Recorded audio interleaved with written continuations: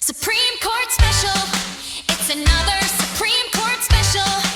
Every single story. Were they right? Were they wrong? Man, are they just dumb? Find out in the Supreme Court special.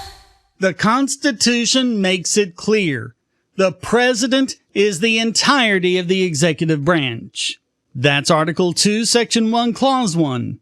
The executive power shall be vested in a President of the United States of America. Period. Full stop. End of statement. So here's a big question. Can the President fire whomever he chooses? Well, the Supreme Court has said clearly and unmistakably that he can. And the Supreme Court has said clearly and unmistakably that he can't. Wait, what?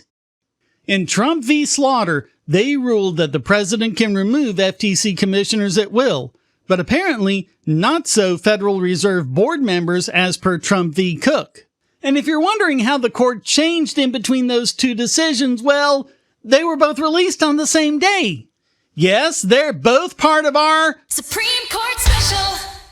In Slaughter, the Supremes overturned Humphrey's Executor, finding that the removal provision is contrary to the separation of powers.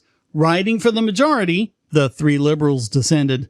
Roberts pointed out that Humphrey stylized the FTC as, quote, quasi-legislative and quasi-judicial functions. The problem is, the FTC is clearly the executive branch, which means the president's in charge, quote, The Constitution vests the executive power in a President of the United States of America and instructs that he take care that the laws be faithfully executed. To vest the whole executive power in just one person was not to suggest that he could execute the laws alone and unaided, but it was to establish a hierarchy, a chief magistrate with whom the buck stops, and below him various assistants or deputies who derive their offices from his appointment and remain subject to his superintendence. To remain accountable to the President, those officers must be removable by the President. He then goes into a good history of how that came about and points out that Myers in 1926 established that the President had the power not only to appoint postmasters, but also to remove them.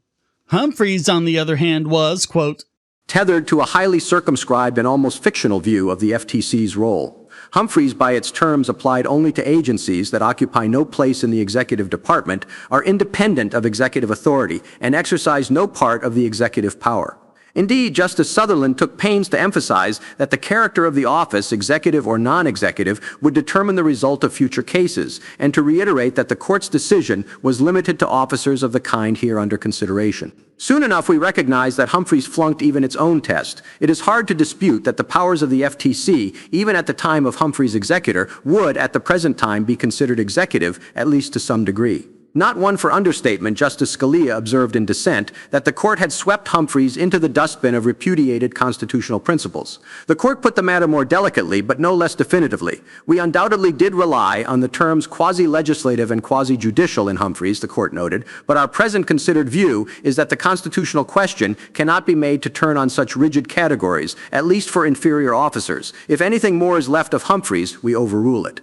Wow, no mistaking there. We know how they'll rule in every such case from then on, right? Okay, yeah, Trump v. Cook. In which we forget about all of that and stop Trump from removing members of the Federal Reserve Board. Thomas, Alito, Gorsuch, and Barrett were the dissenting voices on this one. God damn it, Roberts! And what's the difference? Well, they don't say. Roberts was the one who flipped, and Roberts wrote the opinion in both cases, and it's like two different judges. Roberts claimed that the Fed's independence and insulation from accountability is rooted in our nation's history and tradition, even though the Federal Reserve itself isn't rooted in our nation's history and tradition. Basically, at-will removal is the default rule for executive officers, except for the Fed because reasons. So much so that you can't even get over the minimal requirements just to get a stay.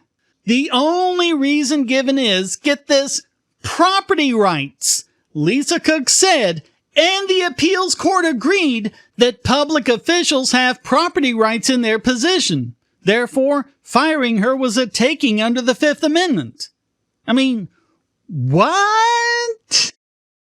But Slaughter says that Congress cannot constitutionally limit the president's removal authority. So that means that the statutory for-cause protection never created a valid entitlement in the first place. And if there was no valid entitlement, there is no protected property interest.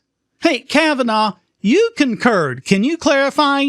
We should not leave open the question whether the Federal Reserve can remain an independent agency in the wake of Slaughter. After Slaughter, there is a clear choice. Either the Federal Reserve may remain independent with the governors removable for cause, not at will, or it may not. Leaving that question open would create significant uncertainty about whether the court might soon eliminate the Federal Reserve's independence and thereby expose the Federal Reserve to political influences and jeopardize the efficacy of U.S. monetary policy. Even temporary uncertainty about the status of the Federal Reserve could spark political upheaval, including confusion about whether the president could immediately remove multiple governors at will, as well as turmoil in the U.S. and world economies. I would not go down that road. I would not risk destabilizing the U.S. economy just so that we can further mull over an issue that, in various permutations, we have been thinking about for many years. Wow. Okay, so much for you then. Thomas's dissent is right on. Today, this court denies the president a stay of that injunction, allowing Cook to continue to exercise executive power after being removed by the president. The court's decision is incorrect. Cook's office was not her property because in this country, government officials do not own the public offices in which they serve. The fact that this even has to be said in writing shows how far we've fallen. And remembering our earlier coverage of Pung, this means that government officials have more property rights than we do. Apparent mortgage fraud was a cause to remove Cook, and the statute authorizing the president to remove Cook for cause says nothing about notice or a hearing, so it does not require notice and a hearing. Any other result would violate Article 2 of the Constitution, under which the president may remove executive officers at will. The court makes many policy arguments for an independent banking agency that exercises executive power free from accountability, but those are ultimately arguments against the Constitution. This court has held that a plaintiff cannot obtain relief against anyone, let alone the sovereign, without a right of action, but now it rules that Cook may obtain such relief without identifying one. It has held that federal courts lack equitable authority to interfere with the removal of public officers, but it recognizes an exception to that rule for Cook.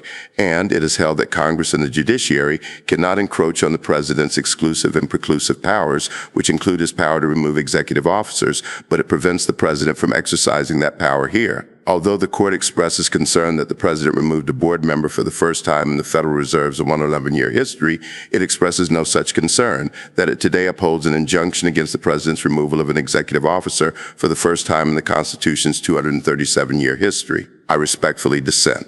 Mic drop. Well, not really. He went on to attack it for another 31 pages. But now, not only can the president not remove Fed members, but we've got one who's a known fraudster we can't get rid of. Wonderful.